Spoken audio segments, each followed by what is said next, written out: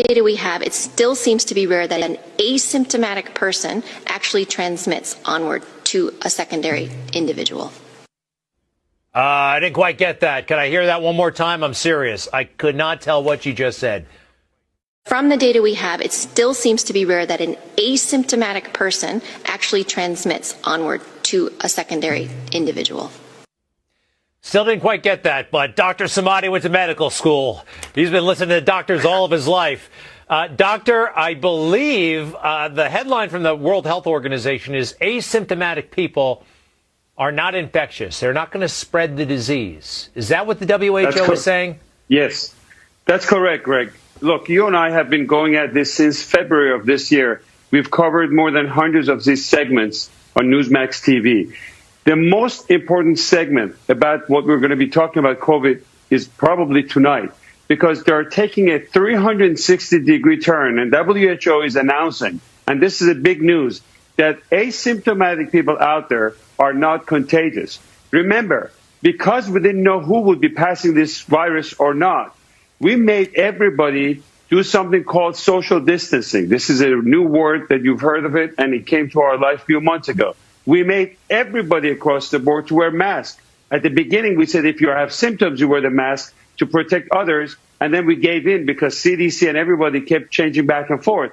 We also made everybody to go for testing. We need 300 million tests the next day, or else we cannot reopen our country. And guess what? This thing is very important. It's a breaking news that if you are not symptomatic and you don't have any symptoms of fever, chills, shortness of breath, or any of those symptoms we've spoken about, the risk of passing it on to other people and being contagious is very rare. And studies like this comes from a very accurate tracing in countries like Singapore, contact tracing, and it's too bad that these researchers are not, the papers are not making it to Lancet, and mainstream media is not covering to the extent. This is probably one of the biggest news that we've had since coronavirus outbreak.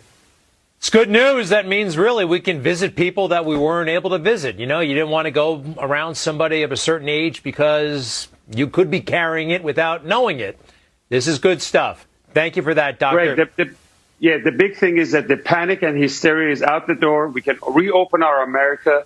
40 million people have lost their job as a result of this scientific data that was wrong.